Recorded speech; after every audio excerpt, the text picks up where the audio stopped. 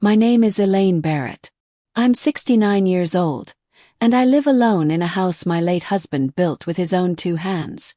It sits quietly on the edge of a small town in upstate New York, where the winters are long and the people mind their own business. After Carl died, cancer, merciless and quick, this house became both my refuge and my prison. There were days the silence cradled me like a woolen blanket, and others when it pierced like broken glass. My days blurred together. Morning coffee, midday walks, knitting and puzzle books. No one knocked on the door. The phone rang less and less. My daughter would call once a week, always apologizing for being too busy with the kids. I didn't blame her. Life carries on for the living. But mine had stopped. It was early spring when something shifted. I remember the morning exactly. The sun had melted the last crusts of snow, and I opened every window in the house just to feel the breeze again. That's when I noticed the boy next door. Well, not a boy, but young enough to still look it. He was moving boxes into the vacant house. I hadn't realized it had sold. I watched discreetly from the kitchen. He worked with quiet focus, sweat darkening the back of his shirt. When his dog bolted into my yard, barking up a storm at my old scarecrow, he chased after it and ended up laughing as he apologized. That's how it started. With a laugh and a sorry. Over the next few weeks I saw more of him. His name was Daniel. He was a writer, recently divorced, no children. I'd catch him outside with a book or walking that overzealous mutt of his. Sometimes we'd exchange small talk. Then it became coffee. Then dinner. He told me things he probably hadn't said aloud in years. About his broken heart.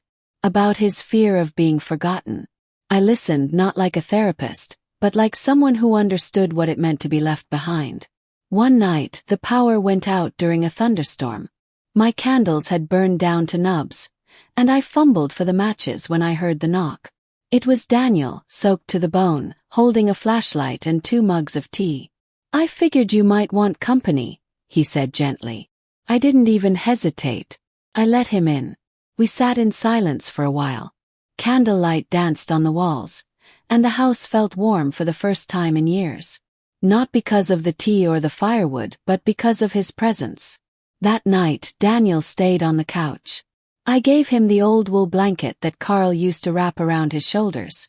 As I climbed into bed alone, I felt something stir in my chest, something I'd buried so deeply I forgot it had a name. Oh.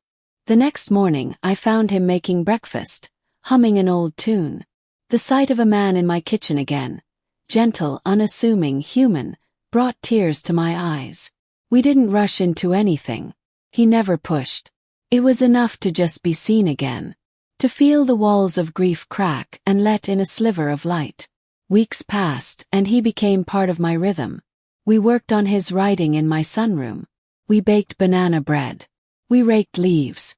It wasn't romance, not at first. It was healing. Mutual, quiet healing. And then one afternoon, without planning it, I reached for his hand and he held it like it was always meant to be there. That was the day I knew I was still alive. Still worthy of love. Still capable of beginning again. I let him stay the night, yes. But what I really let in was life.